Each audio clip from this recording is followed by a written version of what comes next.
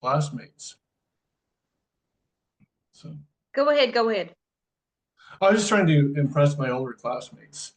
Oh, I'm going to show them I'm a man. I'm going to down that vodka and all that alcohol. But yeah, it's like, it scared the shit out of me when all of a sudden I'm out of my body. My body's unconscious on that bathroom floor. And next thing I know, there's my grandfather, Russell, who I just have vague memories of because he passed away when I was about 2 or 3 years old. But you knew him in that moment. You knew it was I him. knew him because he called me Marcus Aurelius, and that's what he called me that was what he called me. But I also, there's pictures of him, and like when someone dies, they usually go to the age where they're the happiest, when they're like 25, most people 25 or 30. It's like when my grandmother Interesting. passed. When my grandmother passed, I saw her in the same like yellow dress that my mom has a picture of when she was like Yeah. 25 years old, when she was the happiest. So that's what happens.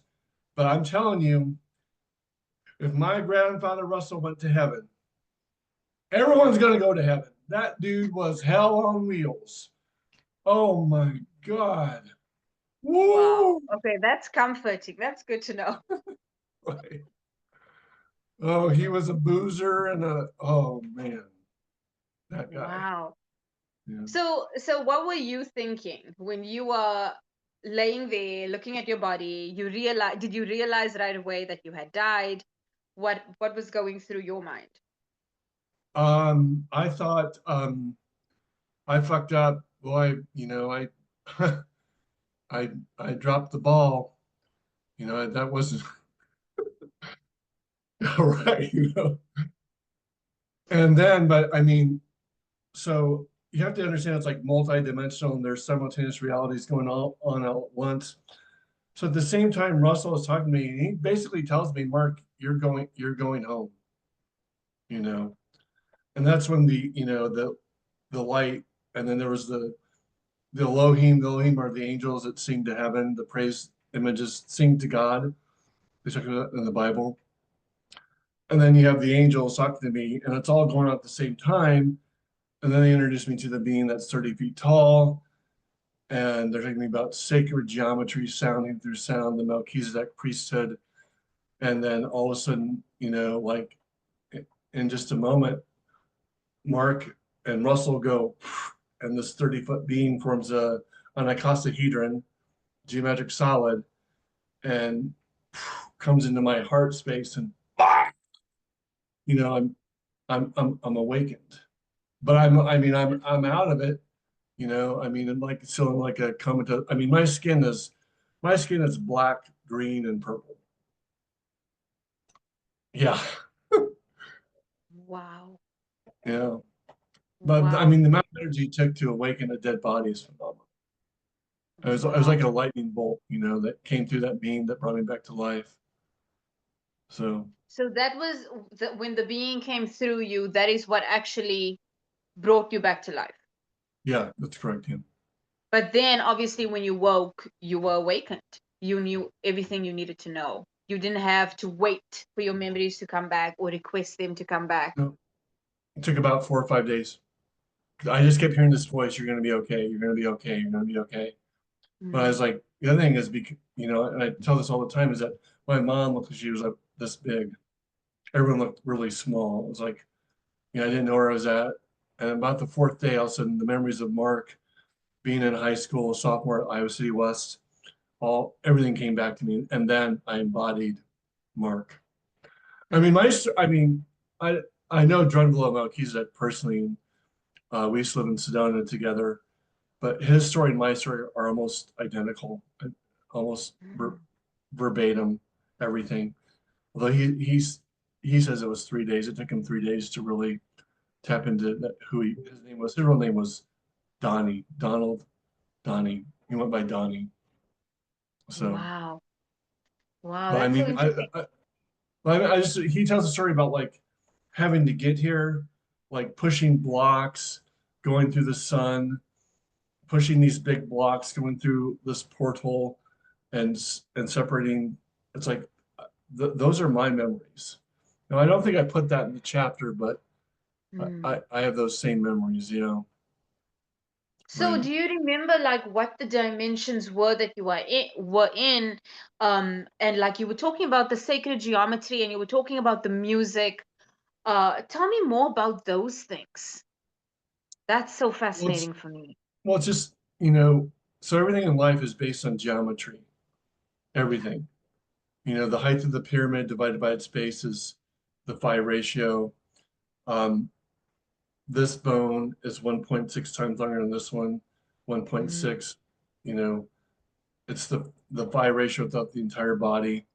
But mm, specifically, it was about mathematics and how God is the flower of life symbol. God is a frequency. It's not a being. It's not this old mm, dude, white guy with white hair and this long beard. God is a frequency, the flower of life. And but the sound I can't put into words what the sound is because it was so angelic.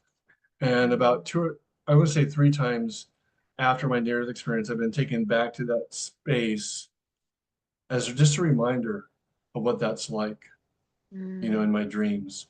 Or I've been reminded about, you know, there's when I was in Charleston several years ago, I dreamt that I went back to that space. And they were just, you know, reminding me of how much we are loved. Because people get really confused, like, you know, the planet kind of sucks. There's all this war, there's all this strife, but all you people that have this near experience talk about how much love there is. You know, it's like they're like, what the fuck? You know, it's Yeah. like it's because we forget to embrace it. You know, but it's there. I mean, it's always there. And you know, with me, you know, because I'm not a, I don't really want to go into my whole thoughts about Trump and Elon Musk and who they are and what they represent, but you know, it's like, you know, it's kind of, you know, we're kind of on edge. You know, I got to keep reminding myself about what we teach. You know, the Zen saying is we teach best what we most need to learn. So Mm, you got to constantly remind yourself of that, that the power is within, not them, and not to turn your power over to Trump, Musk, to Putin, to, you know, external events, and always go within and to be that example. mm. So, yeah. Yeah, it makes sense. And you know, we're living in very turbulent times. Like you can feel the change, you can feel the acceleration. Time just seems like it's accelerating beyond belief. I cannot believe it's, you know, December. Tomorrow is Christmas Eve. It was March last month for me, you know. It's like I don't know. And I feel like once you've had an NDE, you are used to the time. I don't know if you want to call if it's called time dilation or what it is, but you're used to the time being not finite, and so it doesn't affect you guys as much. I've noticed that. Yeah, you know that I think that's true, but what if I was going to tell you that time really isn't speeding up, but rather it's slowing down, and that Whoa. and that as the Earth rotates slower and slower, it's this things that just don't take as long to come back to us, and that's why the appearance is that it seems like it's accelerating. So it's actually like a paradox in a way. Wow, that is That the rotation of fascinating. the Earth is getting slower and slower and slower, so it takes less time for those things to come back to us. So the appearance is that it's going faster. Mm.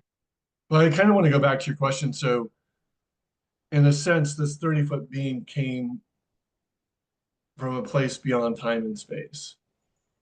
Now it's my understanding I have friends down in Charleston who's probably the best medium I've ever seen that no one knows about. Uh, they have well, his wife, it's Will and Allison Brown. They have a lot of best-selling books out there.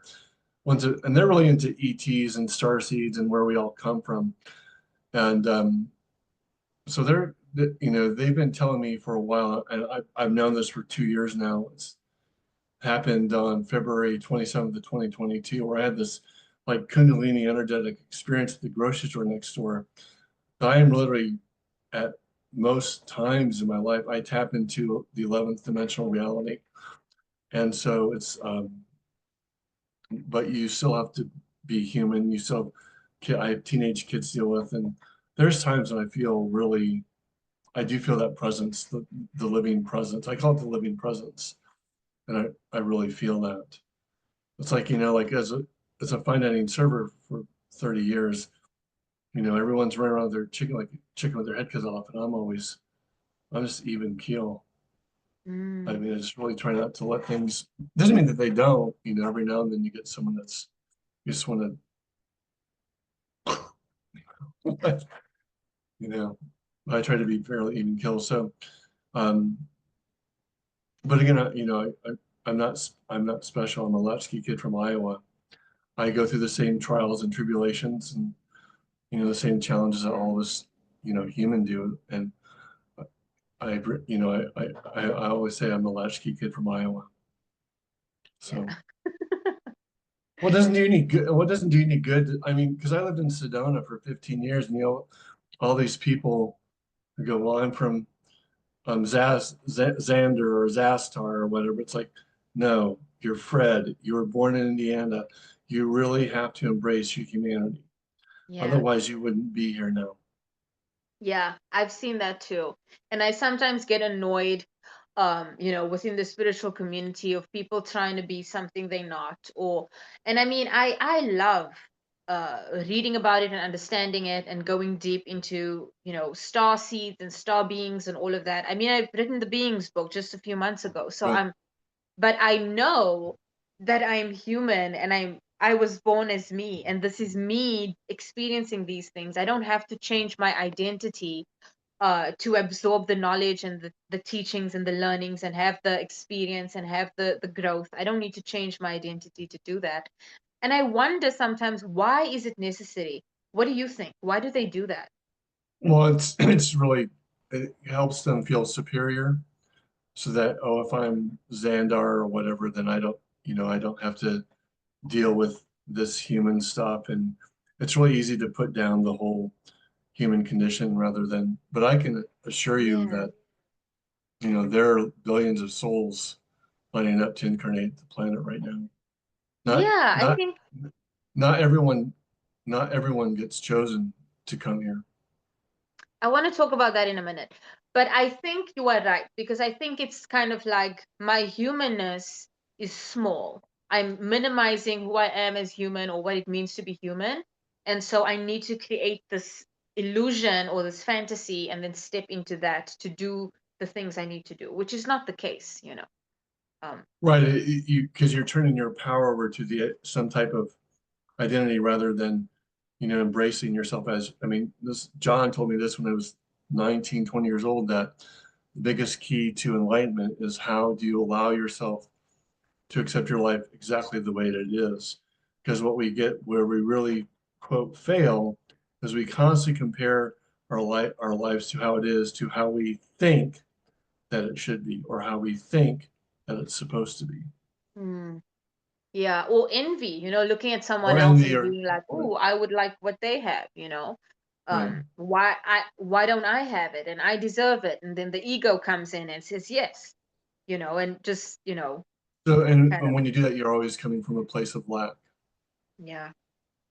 Right? Yeah, I've noticed that coming up a lot for me lately. And it wasn't so much for material things, but it was more for like just feeling like what I have in my life right now is not what I wanted it to be or what I thought it would be at this time. So it was a comparison to myself, but to a future self that didn't exist right now in this timeline. So I should have been here by now and done this and experienced that. And I was putting myself down. It never feels good. Right, right. Yeah, it's true. But I mean, I've said for years we're born to win, but conditioned to lose. Oh, yeah, that's a good one. Tell me more about reincarnation, incarnating, what it means to be human. What do you know about that based on your knowledge, new experiences? Well, I mean, I mean, from a religious point of view, all organized religions talk about some form of reincarnation. Buddhism, Hinduism, Sufism, the Tao.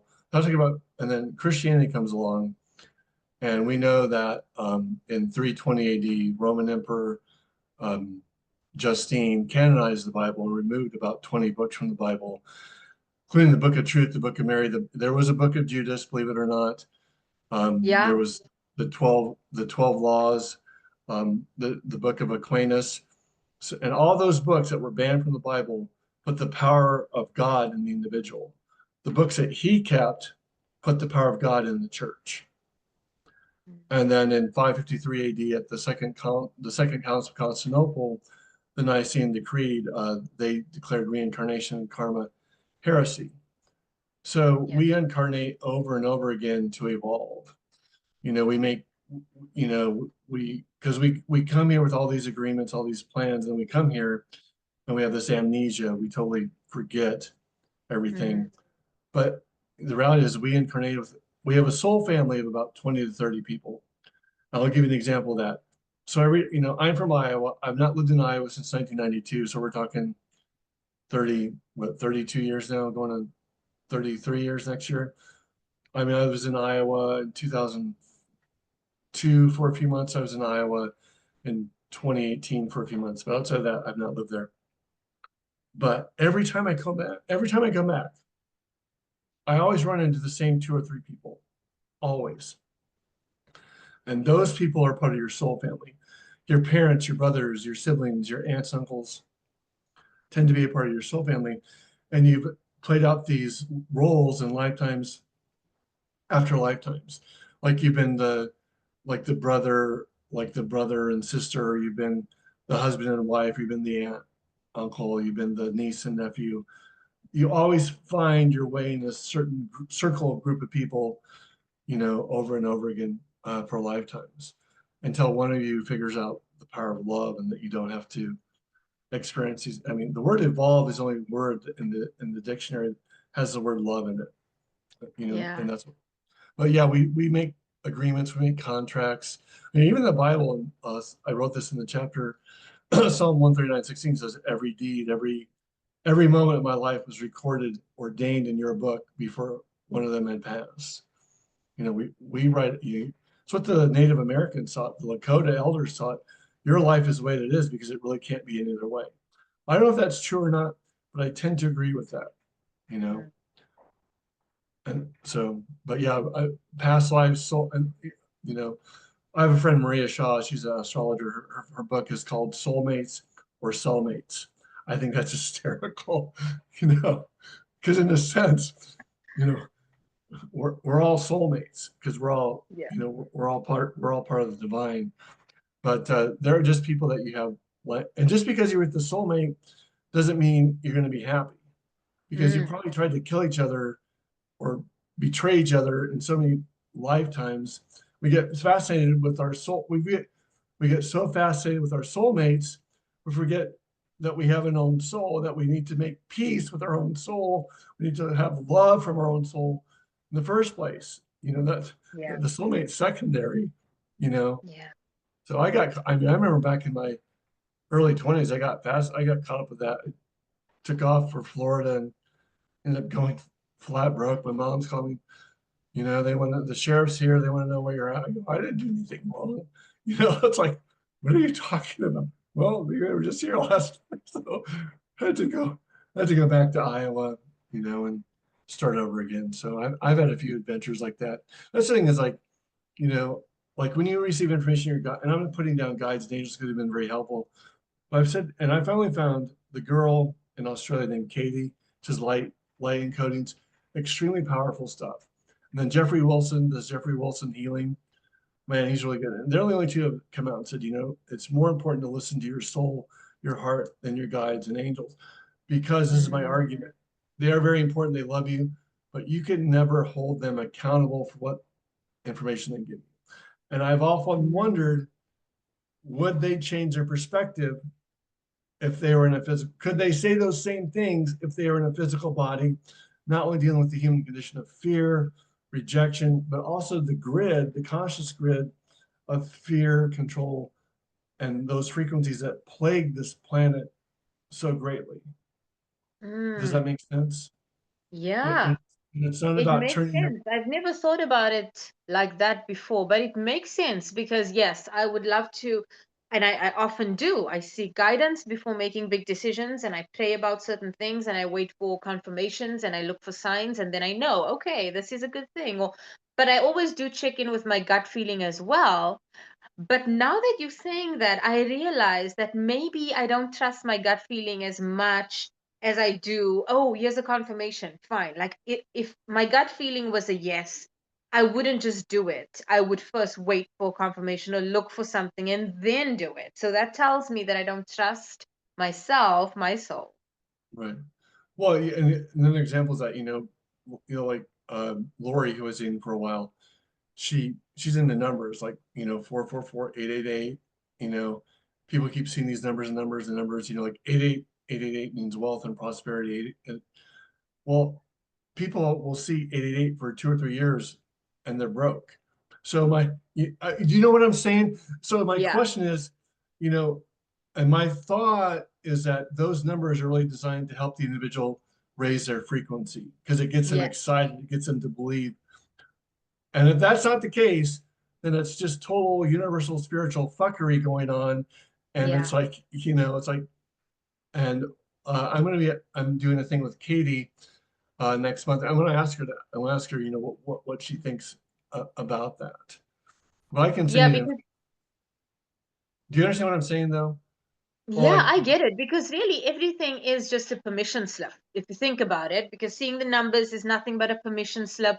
Seeing signs and symbols and this and that, and working with numerology and astrology and all that stuff. It's wonderful. They're tools. They're fascinating. They're exciting.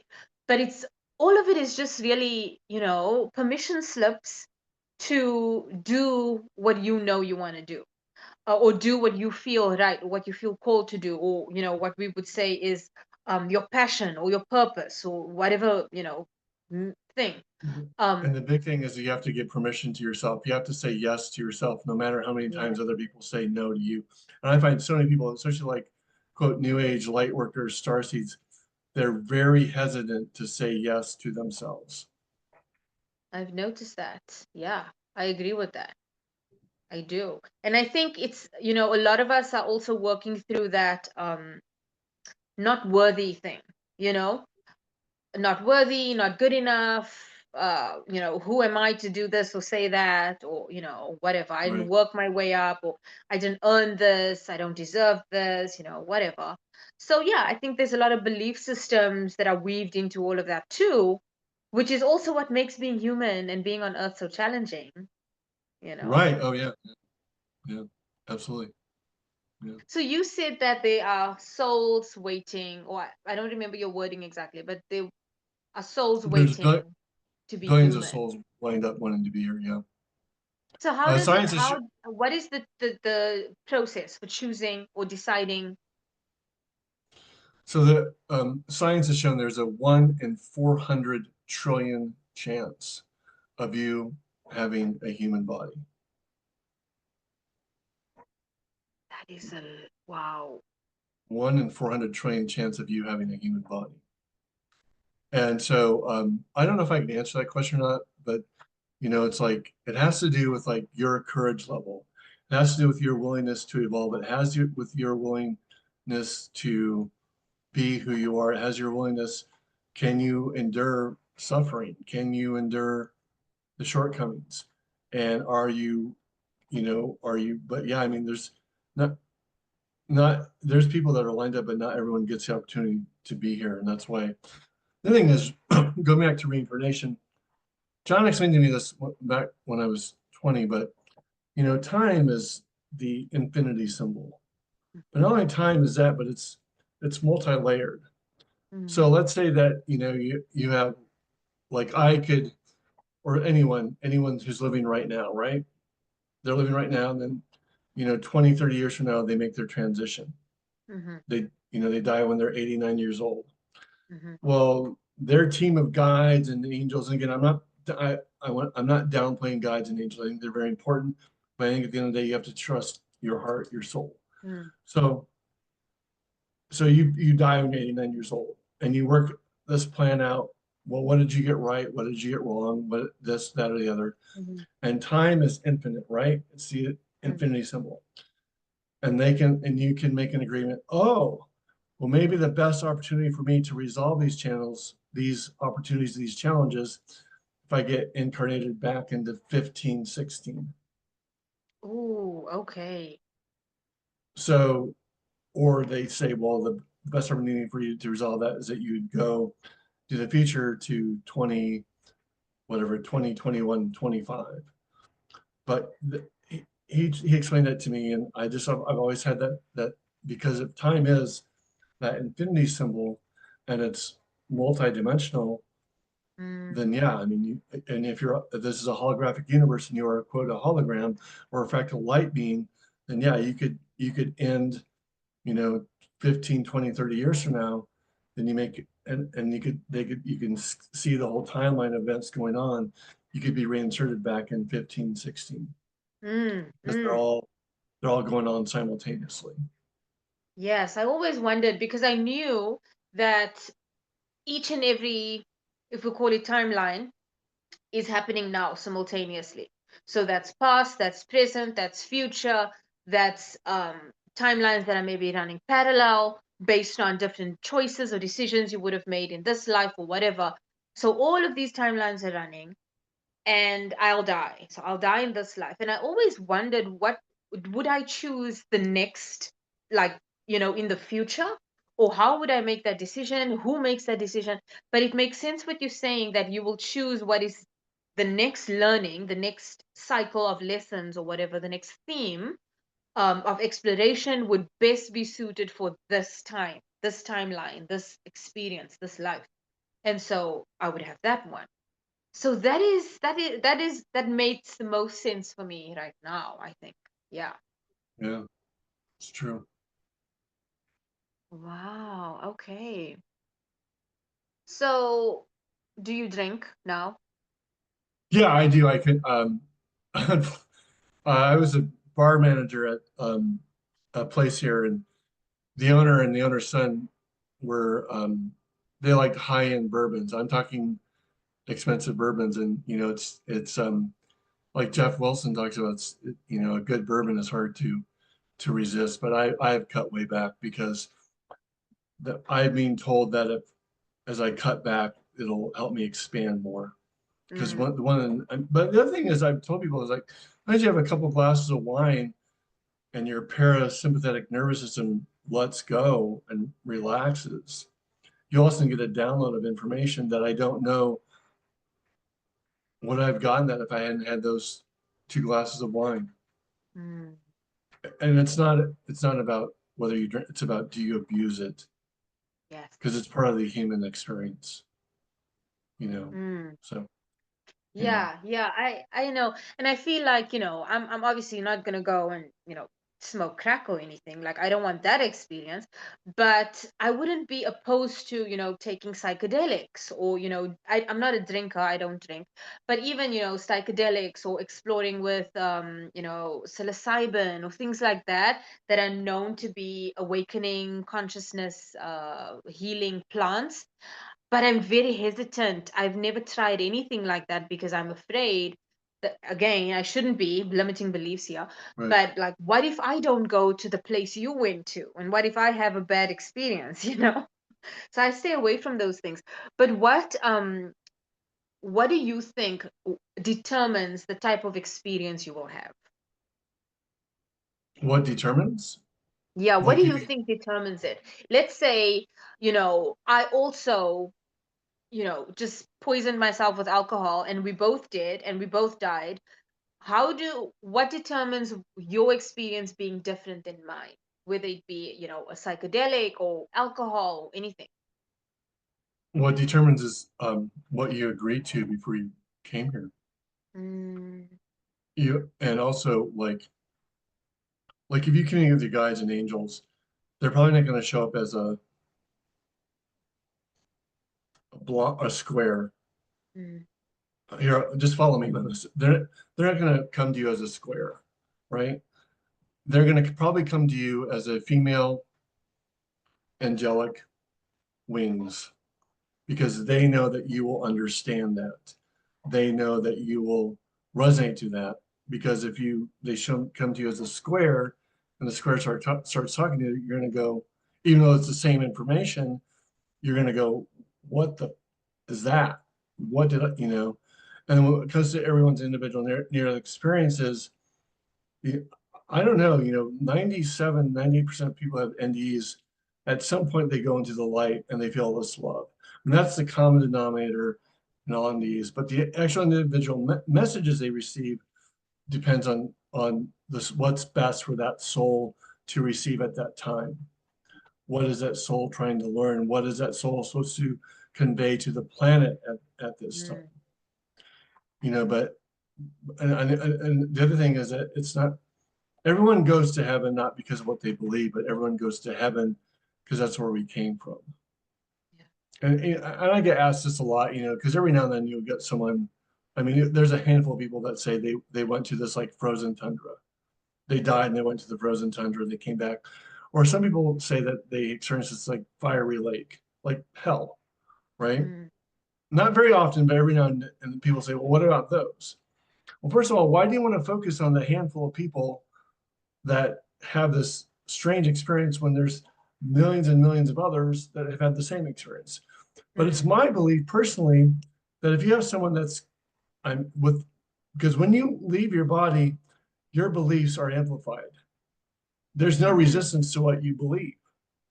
So if you got this hardcore evangelica who believes that they are a guilty sinner, son of a bitch, and they're going to go Yeah. straight to hell, guess what? When they leave their body, they manifest it instantly. Now Yes. there might be a point in time where they go, oh, I don't need to experience this anymore, and then they evolve into the light. But I just think it's a reflection of their own beliefs. You know, Yes. That's exactly what it is because, like you said, there's no resistance and there's instant manifestation. So, all your beliefs, the known and unknown ones, are going to immediately manifest, and then you find yourself there instantaneously. right? Because again, there's no time and I don't know how space would be measured in that realm, but I guess there's no space either. It just Yeah, happens now. There's a now. So that makes total sense. And I think that's why, the lessons and the teachings are always, stay in a positive state and watch your thoughts and be mindful of the things you are thinking about.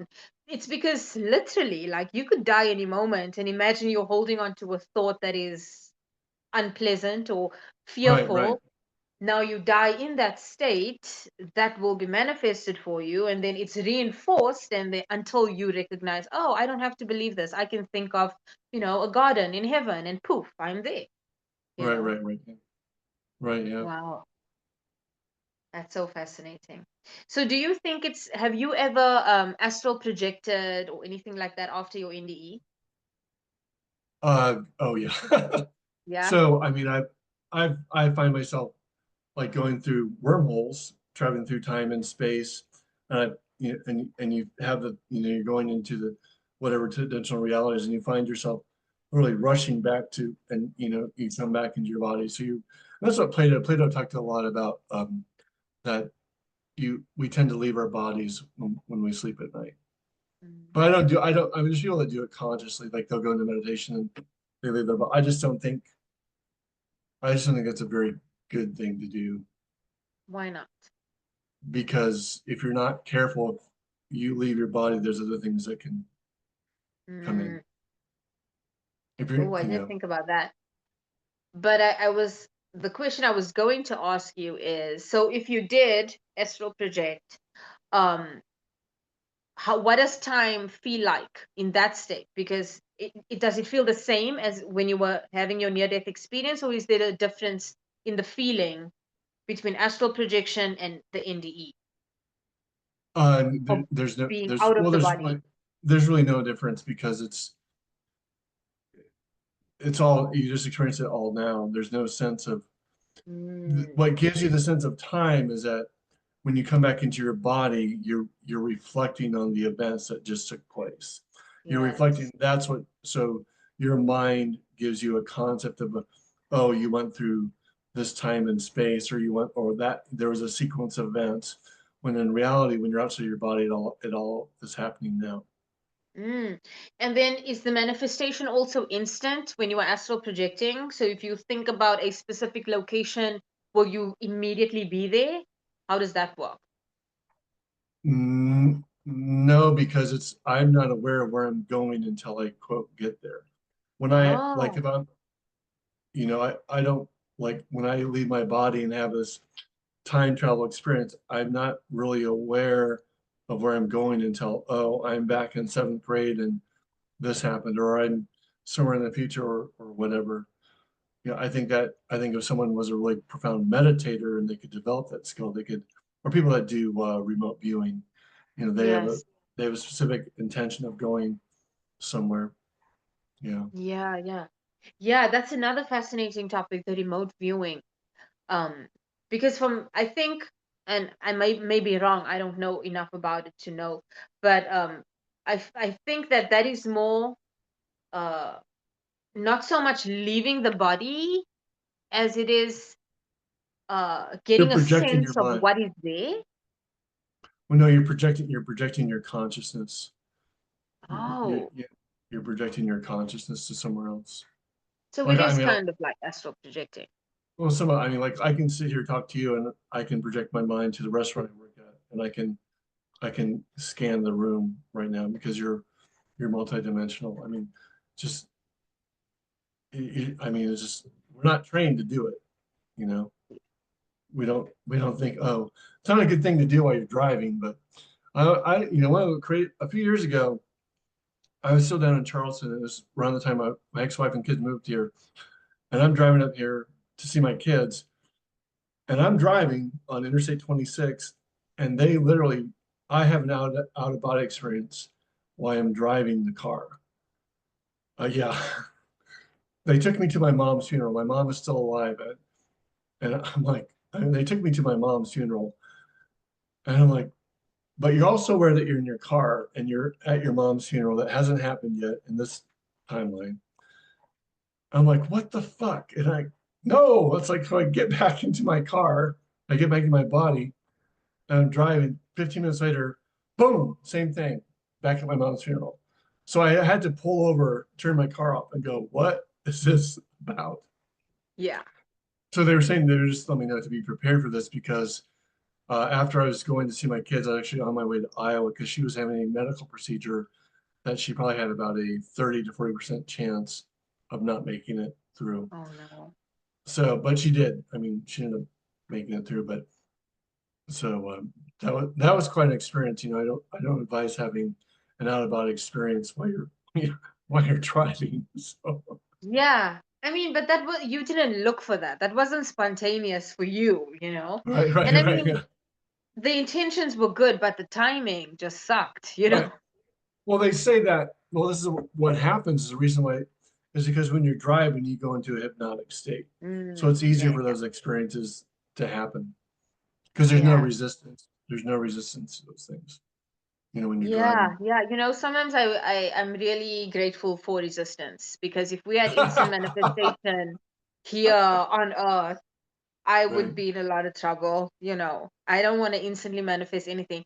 I can be very impulsive in my Yeah. thoughts and think, someone can just say something bad to me and I would say, oh, well, say whatever. It would not be good. So I'm glad for that. Right. Yeah. Well, So so what you're was the you're. writing experience like for you? It was easy. I just Yeah. basically like me going in front of people like I have for 20 years and just although I included some things that I'd really never talked about before. Mm. So Yeah, I'm excited about those. Some exclusive things never said before. so I have you know. read my chapter yet? I haven't read all of it. No, Yeah. I haven't read all of it. So I'm Yeah. excited to read it. I'm actually going to do that this weekend, reading your chapter and Debbie's, the last two. So yeah, excited about that. Right. Yeah. You're in South Africa, right? I am. I am. I'm in What Cape Town, South Africa. what time is it there now? It is now um almost 7 p.m. 6:54. So you're 7 hours ahead because it's Yes. noon here. Yeah. Yeah. Yeah. So I'm in the future. It looks good. That's Looks funny. good in the future. I'm gonna stop recording now. Okay.